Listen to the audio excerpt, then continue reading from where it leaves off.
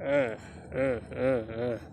Good evening, good morning, good afternoon, whatever it is. Hope you're all safe. You're staying home. If you're working, you're taking care of yourself, keeping social distance. So here comes a guy who asks a certain question that I picked interest in. This question: whoever is working, whoever is living in the diaspora, this is specifically for those people who are working in the diaspora and have their spouse back home, or they are living with them in the diaspora, right? Especially in the Middle East, in the Arabic countries, right? So here comes this guy, and he asked, the first question was, at what age is someone supposed to marry or get married? That is the first question, right? That's the first question. At what age is someone supposed to marry or get married? The second question: for how long are you supposed to date?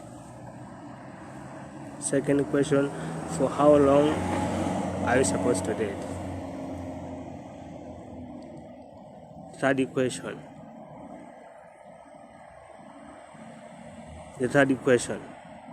the second question was, for how long are you supposed to date, right?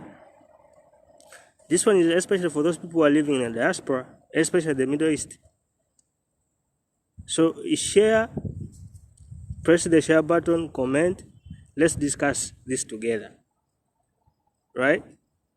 I know it's a coronavirus situation, and everything is not right, everyone is staying home, but at least we got time to learn some other things that is basically related to life. Yes, my brother, I can see you. How are you doing? Hope you're safe and you're social distancing, right? So this guy asked me a question. The first question was,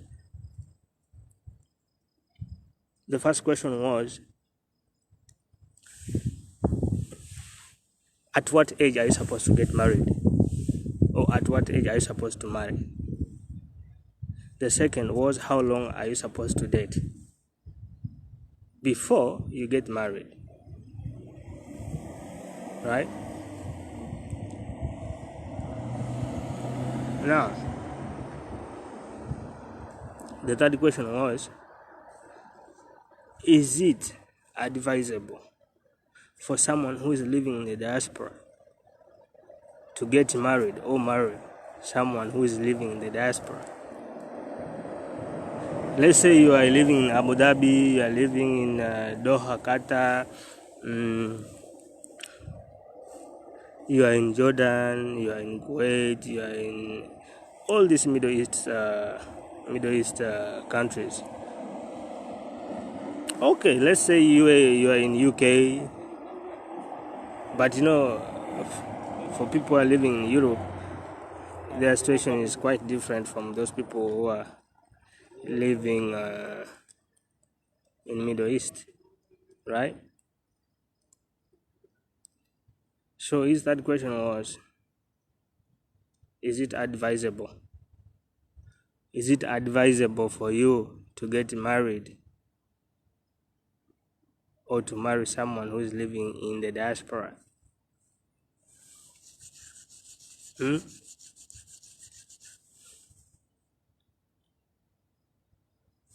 For the first question, at what age are you supposed to get married or marry? As for me, my opinion is, as long as someone is, if you clock 18, legally you are called an adult when you clock 18, right? When you clock 18, like, Huh? You are called an adult. But does it mean that if you clock 18, you become an adult and you're supposed to get married or marry? Doesn't make sense. So me to on my side, I think for someone to get married or marry, the moment you start living independently, if you become independent, right? When you're taking care of yourself, you're taking care of your bills, you can afford to take care of yourself at that particular time. And mentally,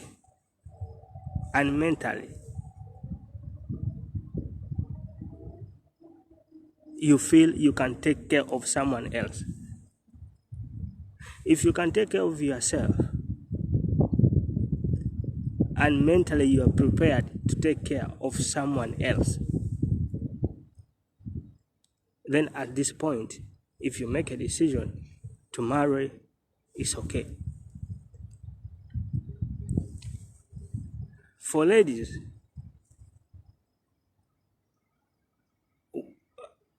when it reaches that time, when you feel you can take care of someone, right? Take care of someone. Because, for ladies, they think it's only men who are supposed to take care of them. Taking care does not mean someone who is going to buy for you this and that. No.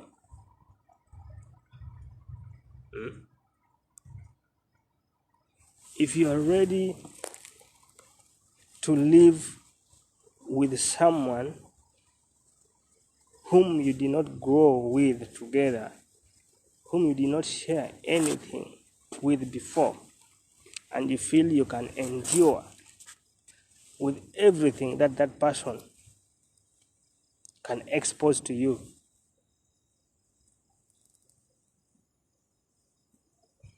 and you can be there and live with it, then you're ready to go, right? If you can take care of a man's pocket, if you can take care of a man's pocket, for ladies, if you can take care of a man's pocket,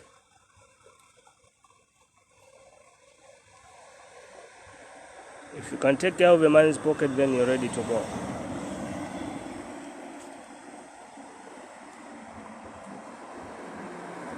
Some of you ladies will think maybe if I can offer him sex, it's not about offering sex. That's not the case, right? That's not the case. Ladies, you got so many things to offer in a relationship apart from sex. So if you can exclude sex in your menu, you're about to get married. If you're about to get married first, exclude sex in your menu as a woman and list down what you can offer in that relationship you are going to, or that relationship you want to involve yourself in. Then you're ready to go. If you can make 5 things, if you can list down 5 items that you can give,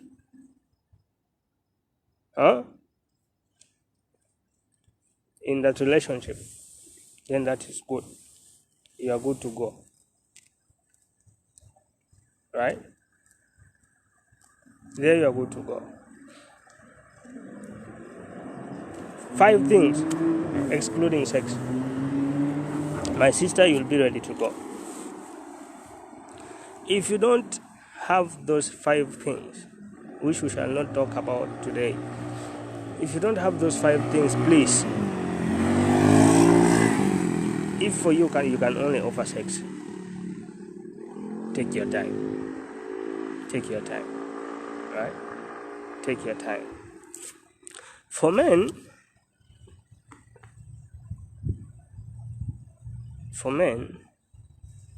if you're independent, you can take care of yourself and you can take care of someone else, right? Mentally. And you decide you want to marry and you have got the right person, you're good to go. So let's come to a conclusion in that question.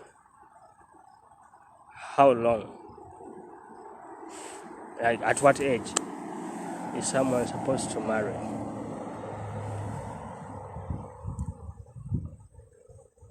After you clock 18. If you're a man and you feel like you are independent, okay? You're independent physically, mentally, spiritually. You are independent in all.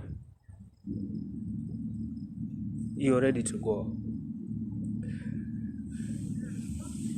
Because there are some people even who get married or get married when they are 20. Some get married when they are 15. Okay?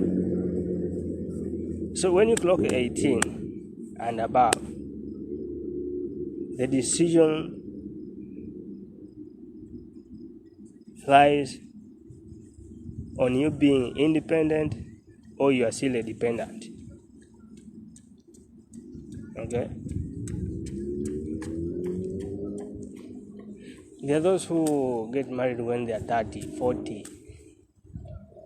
It depends on when someone feels like, now I am independent, I can handle this, I can take care of this, take care of this and that by him or herself. Right?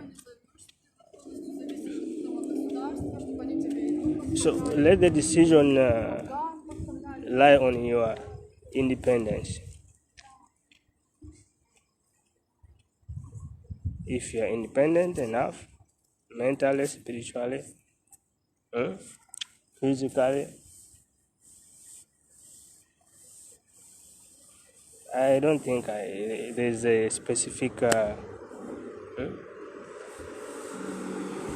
Otherwise, scientifically, there's an age that at least a man you have to be around 28 to 30, right? 28 to 30. But sometimes you might reach 28, 30 when you're not yet independent enough to take care of someone. Okay? When you're not yet independent enough to take care of someone. When for a lady you are not yet independently mature to take care of a man. Okay?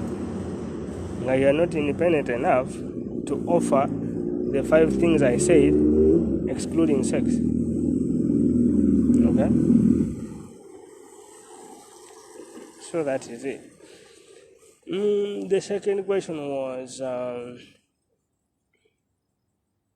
what was the second question? How long should you be dating? How long should you be dating? How long should you be dating? What do you guys say? Whoever is going to watch this, you can comment down with what you think, your opinion. You know.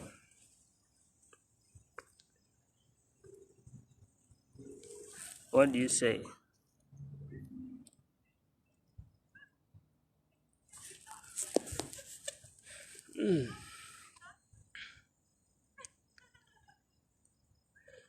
I think when you feel like you have known the person enough, obviously you cannot know everything about someone, okay? But at least if you list down the list of things that you need to know about someone, so as long as you found out all those things that you wanted to find out, because other things you can find out when when you are staying with the person. So the time should depend on what are the characteristics that you stated that you wanted to know about someone. What are those things that you listed? I want, if this person has this. So the time will depend on how long it will take you to find out those things, those characteristics that you wanted to find out, right? So you cannot say someone might be there and it's like, me, I want someone who is like this, when he has only one characteristic that is looking for from a man or a woman. So definitely it won't take long. There are those people who want even to look into their intestines and find out what is inside their intestines, right? So it depends. Basically, it depends on the things that you want to find out from someone, right? It depends on the things that you want to find out from someone, those characteristics that you want to find out from that person. So that will determine the time you are going to date, right? I will not specifically say 1 year, 6 months. Say there are people who go like 1 week and things are already finished. Okay, so it depends on the things you are looking for from that person. The characteristics that you stated inside you. Say, I want a woman of these characteristics, I want a man of these characteristics. So it depends. The time that you are going to date will depend on that. Okay, the third question, and this is where my interest was: is it advisable for you to date someone who you're both living in the diaspora? You're both living in the diaspora. Is it advisable? Now, I'm not going to say yes or no. Okay, I'm not going to say yes or no, because both sides has the disadvantage and advantages, right? Both sides has advantages and disadvantages. So I will not take side and say yes or no, because there are few who are successful in that.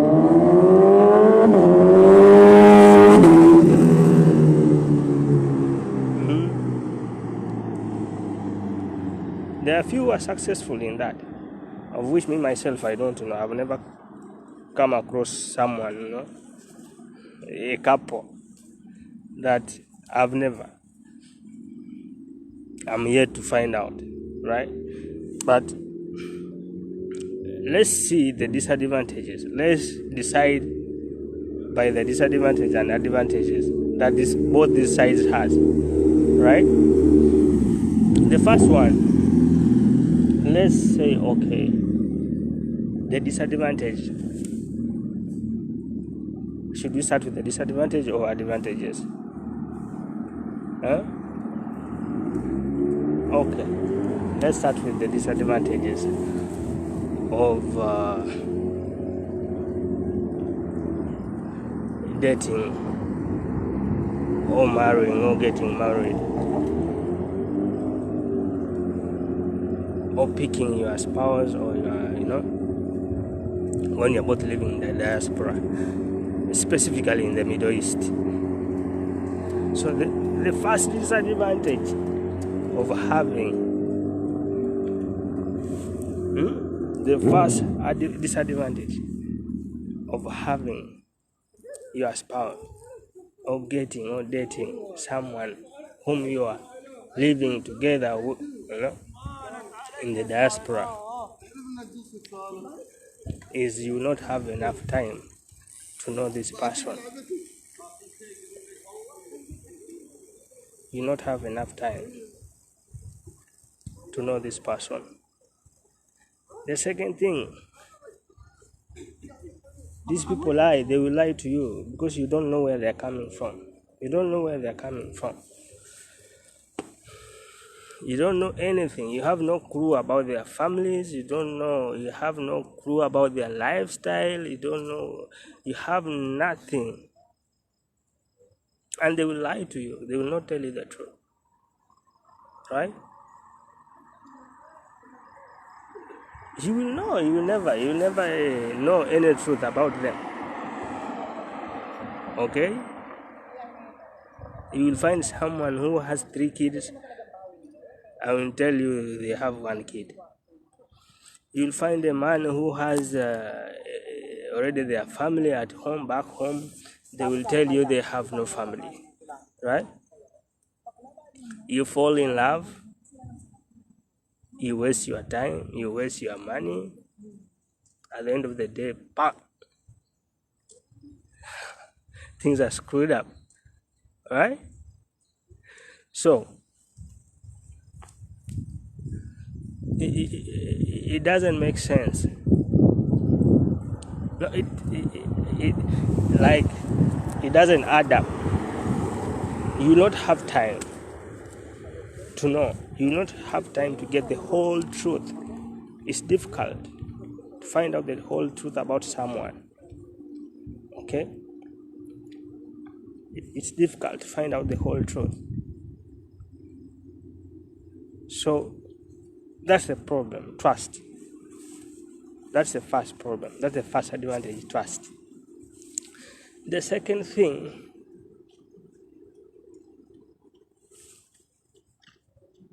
the second disadvantage,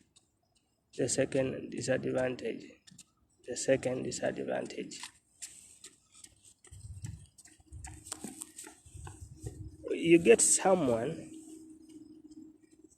who has been working, being paid, right? And you're also working, being paid. Okay? So the problem comes where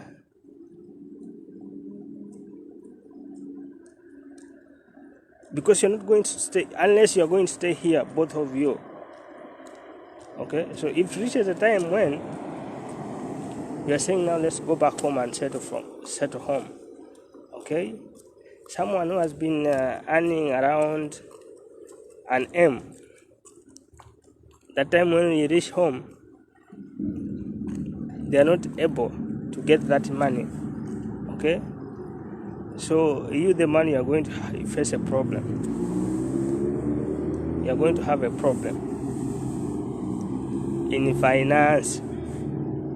financial stability, and in maintaining. Because here you're both working, she's working, you're also working. But by the time you go home, let's say you are trying to set up a business, you are trying to do what, all those things are not going to come as soon as possible, right?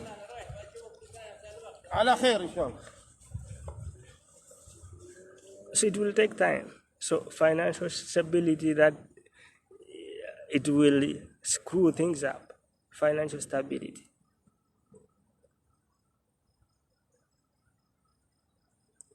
So when financially you become unstable, that time when you become unstable financially, it will be very difficult for that person who has been earning an M per month. Okay?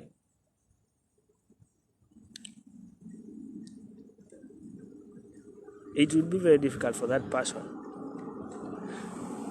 who has been earning some good money.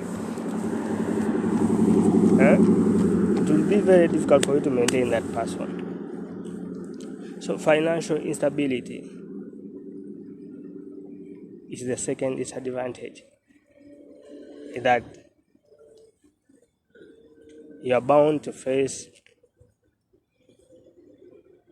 when you're coupled up with someone in the diaspora. Okay? The third disadvantage the third disadvantage.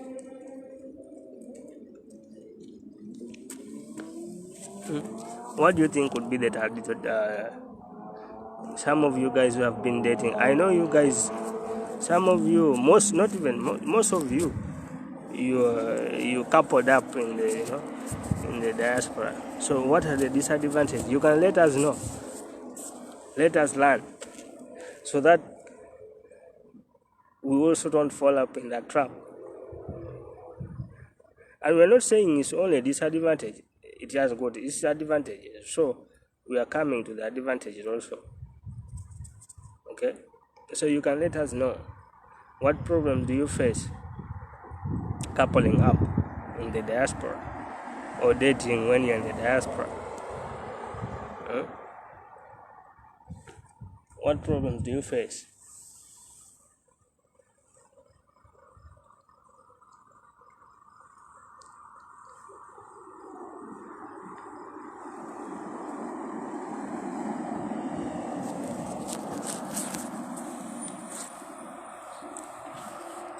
Just find someone here and you don't know, you have no clue about where someone is coming from. Some of these men, they have their problems. You don't know if someone left home when he was a thief. You don't know if someone was you don't know what people were. And you cannot know what someone is. You don't know what someone is. Maybe someone was a thief once. Maybe someone was a prostitute.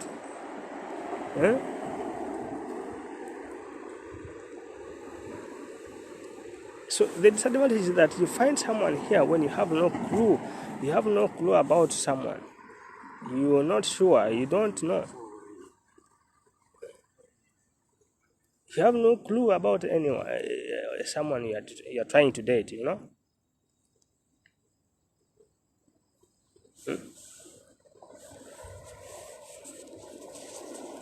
By the time you find out when you're already far with someone, and that would be time wasted, money wasted. Okay? Please, those people who are coupled up, you can tell us the challenges that you face. Please comment down with the challenges that you face so that we can also learn. Guys, don't just keep quiet. Share with others so that we can learn from you. If you have experienced this or if you are experiencing it.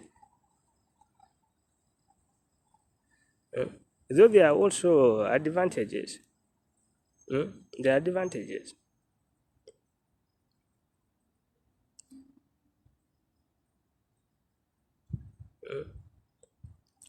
One of the advantages is that someone who has been working here or someone who is working here, if you get someone who is working here, when you go home, they will know how to use money. They will know how to handle finance.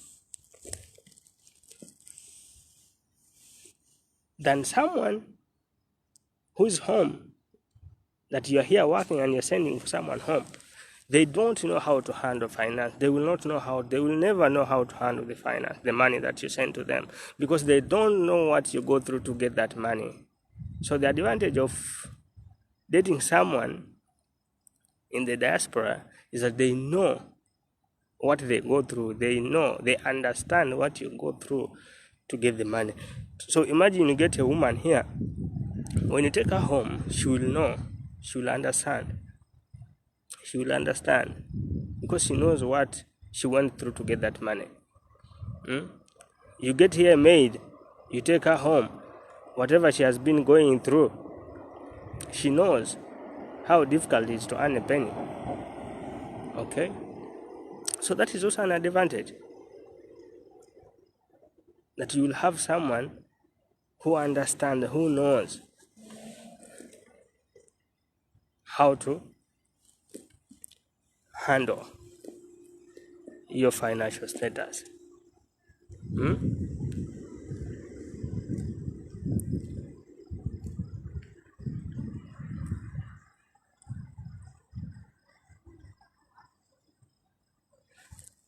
One of the disadvantages that I just remembered now. You know, someone who has been working here, there's a way they tend to be disrespectful. Like they feel they can afford what you can give them. They can afford it by themselves. What you can offer to them, they can offer to themselves, right? So if you have such a person, or if you are staying with such a person who will disrespect you because they feel they can afford, they feel after all, they think if it fails, they can still go back and what. So that's also another disadvantage.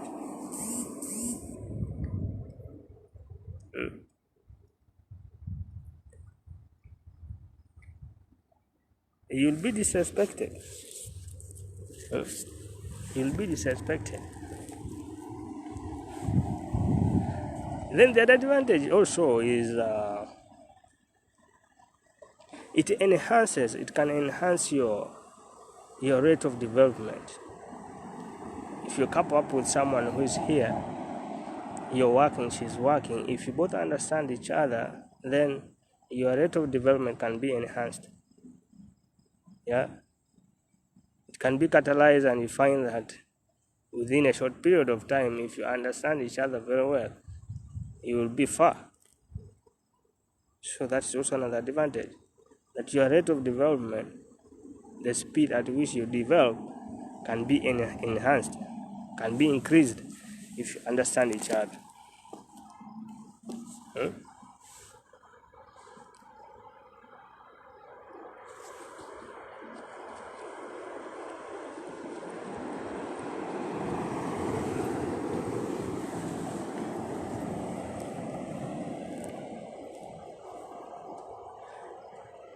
But the problem is that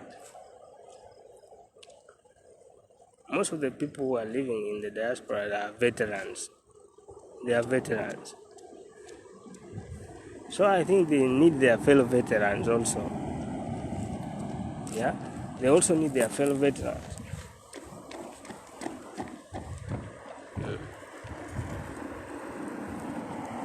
They also need their fellow veterans. If you're a veteran, get a veteran. Right?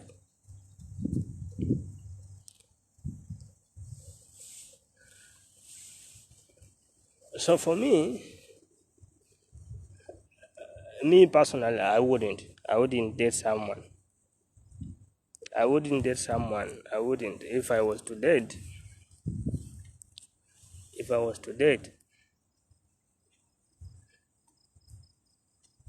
I wouldn't do with someone who is in the diaspora because of my personal reason. So me, I wouldn't advise someone to. I wouldn't advise someone to.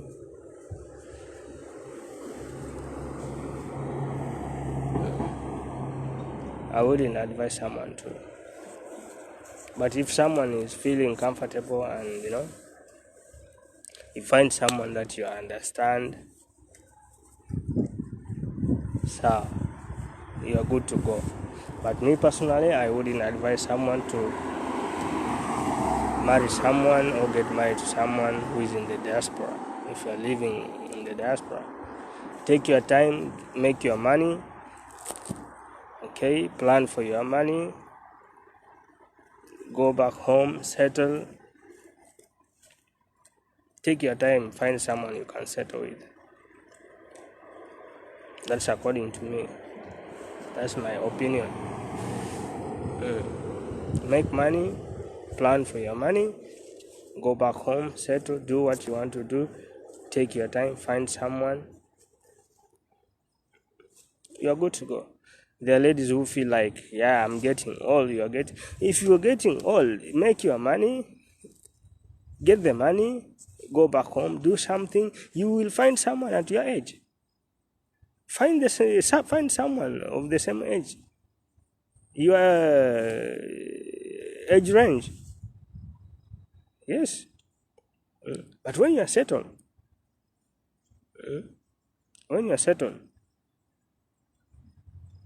so me, I don't advise someone to get married or marry from the diaspora, right? So guys, I know most of you, you are engaged in the diaspora. Most of you are even married. So please share with us your experiences. Share with us the challenges that you go through. The good things that you enjoy. So that we can learn. Make someone who is there, who is engaging himself or herself, who is dating someone in the diaspora, have that experience, so that they can make the right decision. Sometimes you can make a decision out of inexperience. So you don't have experience, you have not, so then you fall in a trap. So you guys who have passed through this experience, don't let your fellow friends, your comrades also pass through the same. If you have gone through that challenge, if you have experienced such, if it is good, if it is bad, whatever the challenge is, whatever the experience was, you can still share with them, let them know, let them make the right decision. The whole point is to help each other make the right decision. So as for me, I say no, I don't advise, and I cannot advise anyone. I cannot advise anyone. So for now, I sign out. I hope you share, you comment, give us your opinions, give us your opinions, like United States of Africa, follow our page. This page is specifically to, we are not only speaking, is to unite all of us Africa, because we have to define what Africa is.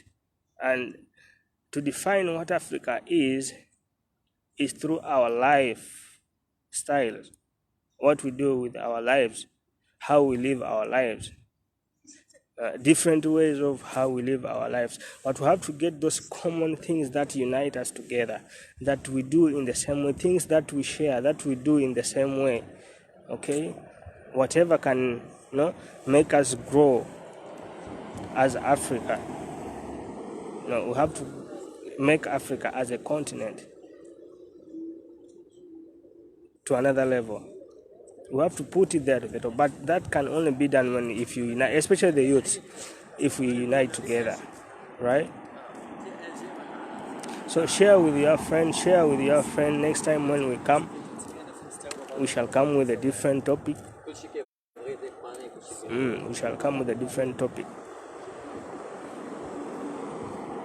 So for now, I sign out. Thank you. Stay safe. Stay home. Social distance.